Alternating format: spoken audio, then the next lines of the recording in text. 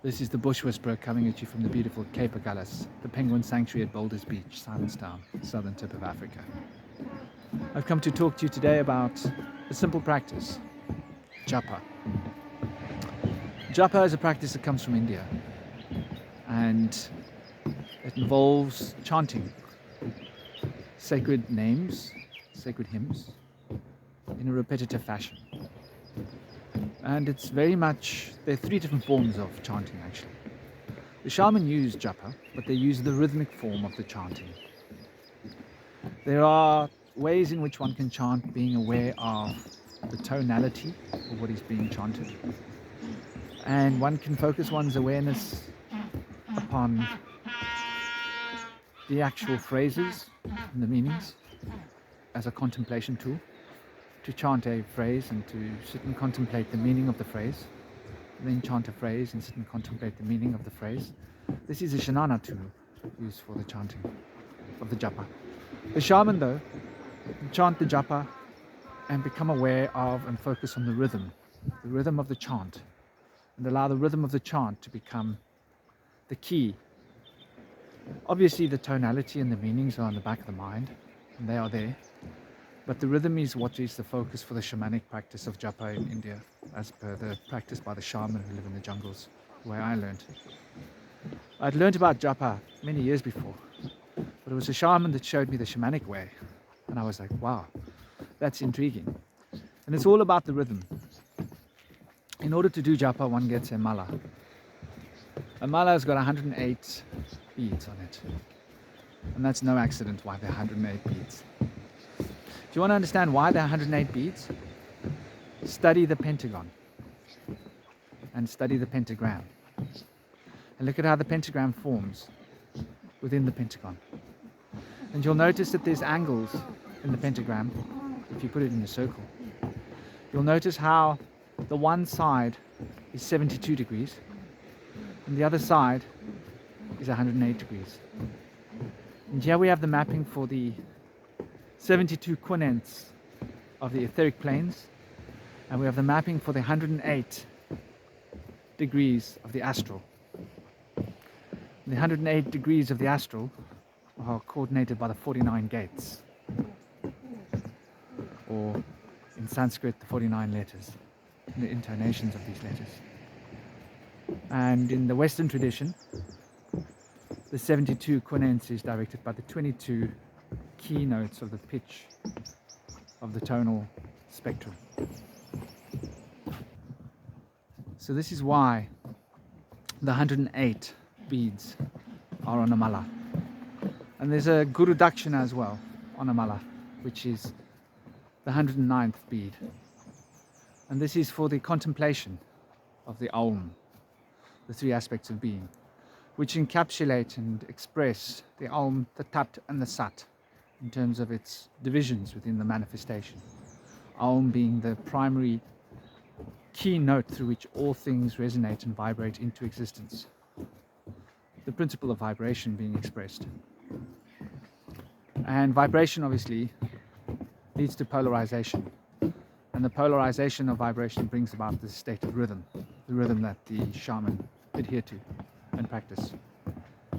So one then gets a chant. Now, the chant can be whatever the chant is.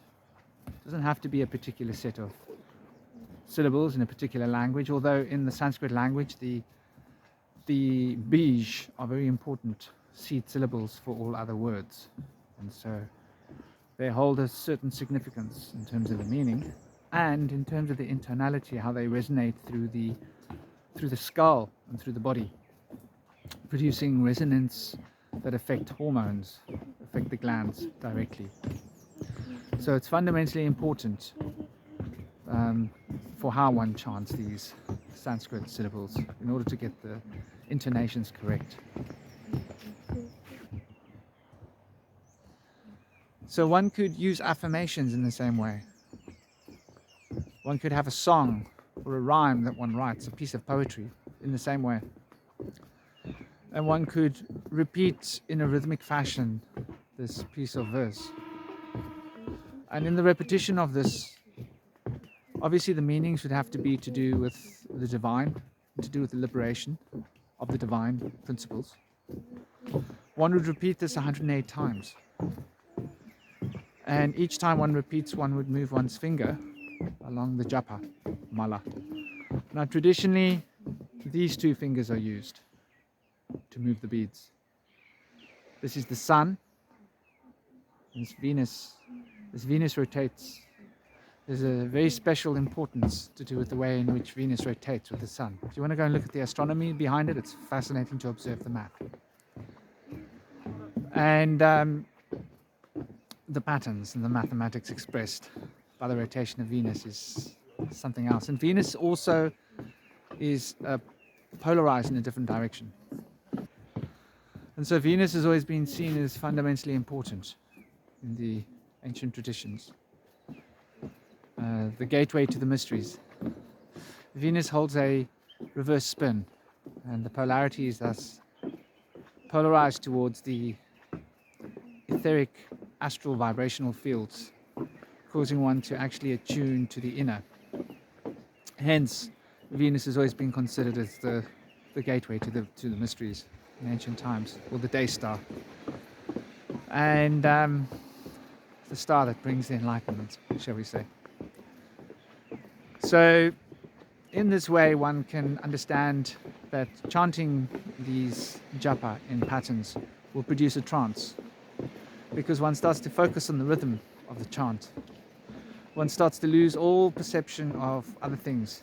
One loses perception of thought, loses perception of feeling, loses perception of all but the resonance of the chant that starts to move through oneself. And in this way, one gets locked into a rhythm, a pattern, a vibrational field. And if you really want to get this working in a shamanic way, you use a drum. So you get a very simple shamanic drum, because a simple drum is best for this. And you then produce a resonant rhythm. And so one gets into this rhythmic state of consciousness where one's able to detach from one's thoughts and detach from one's usual state of mind.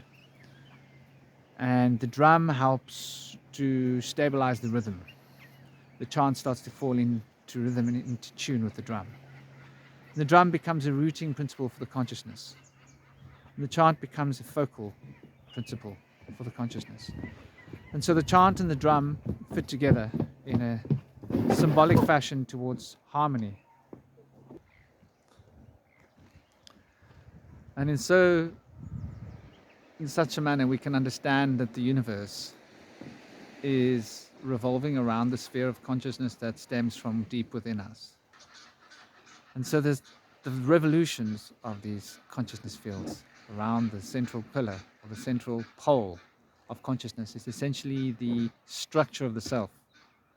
These concentric whirlings of a mathematical phi process of life, bringing the field of consciousness into materialization, bringing thoughts into a state of energy, emotions that can be brought into a state of physicality through the interactions between thoughts and emotions, becoming concrete in terms of the experience, is the key to the spinning of the chakras, is key to the spinning and the whirlings of time and space.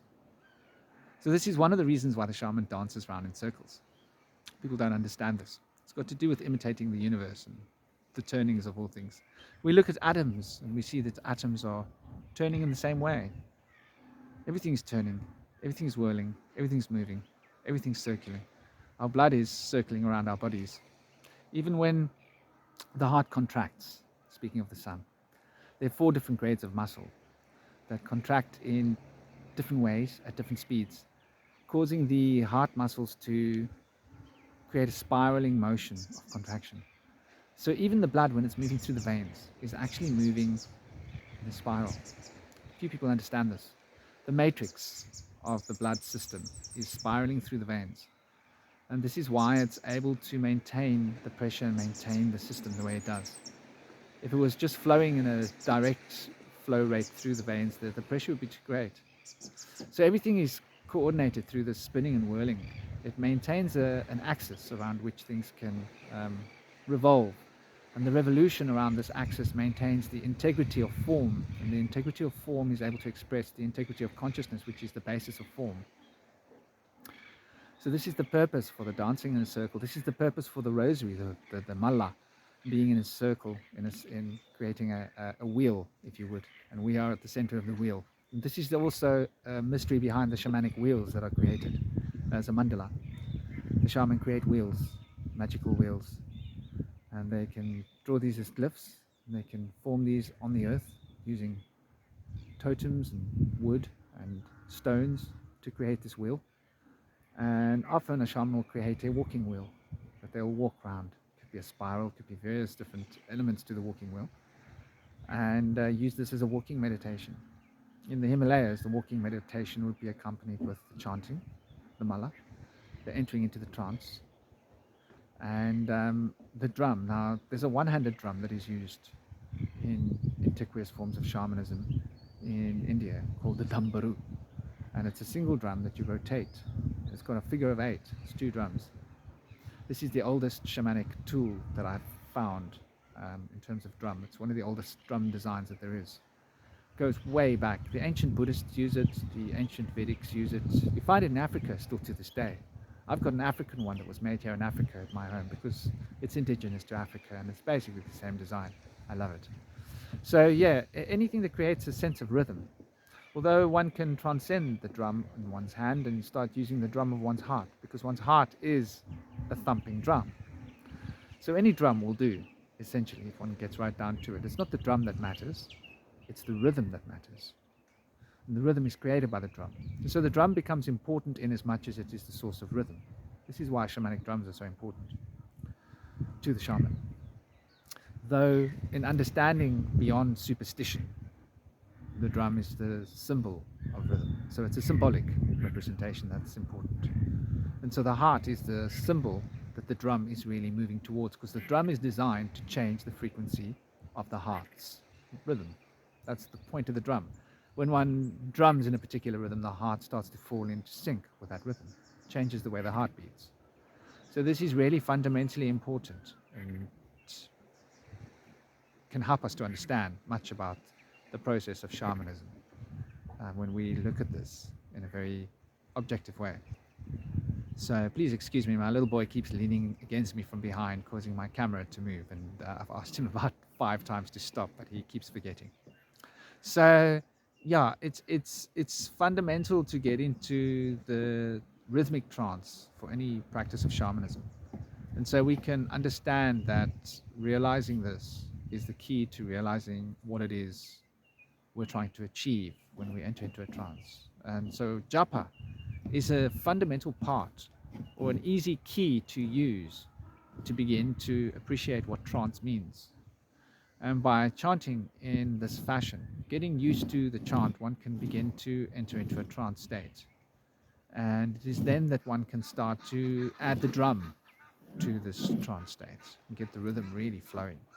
And when one is feeling comfortable with the drum and the trance, then one can consider the dance.